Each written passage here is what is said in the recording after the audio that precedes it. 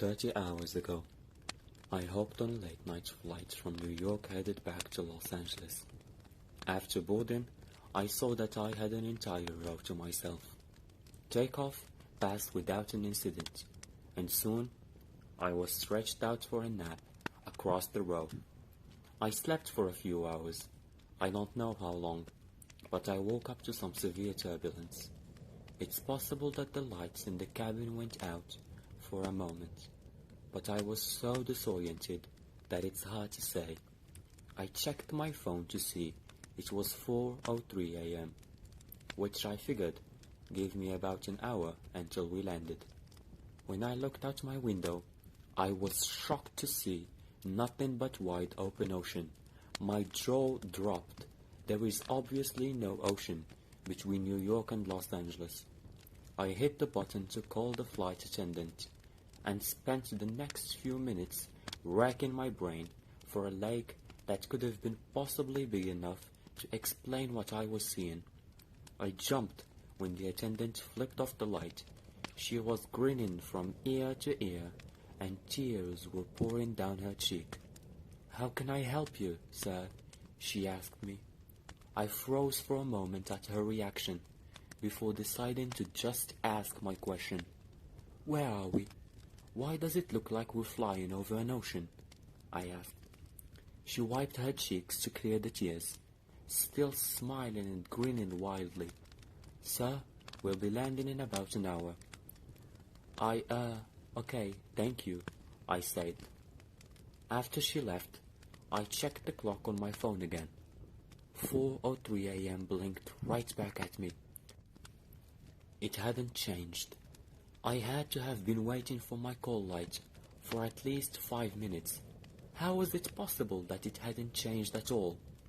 I opened up my laptop and saw it displayed it too. 4:03 a.m. I pulled out my phone, started a stopwatch in the app, and spent the next 2 hours looking back and forth between the clocks, waiting for them to change. And guess what? They never did. I tapped the shoulder of an older woman sitting in the row ahead of me. She looked back, an annoyed expression across her face. "Yes?" she asked. "Do you know how long until we land?" I asked. She narrowed her eyes. That flight attendant said it would be about an hour. I shook my head in confusion. That flight attendant? We talked almost 2 hours ago. We should have landed already. She stared at me as if I was crazy. I was going to continue trying to convince her, but I felt a hand on my shoulder. I spun to see a male flight attendant, smiling down at me, tears pinning off his cheeks onto my shoulder.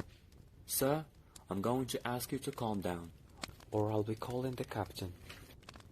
I told him that wouldn't be necessary, and sat back. He removed his hands and stepped away. The flight attendants continued to stop by every few hours, offering meals. My stopwatch continued to tick, and is now telling me that I've been on this plane for more than 30 hours. I've explored all of coach class, and tried talking to some of the other passengers, but they've all told me the same thing. We're expecting to land in an hour or so. Around 3 hours ago, I tried getting into first class.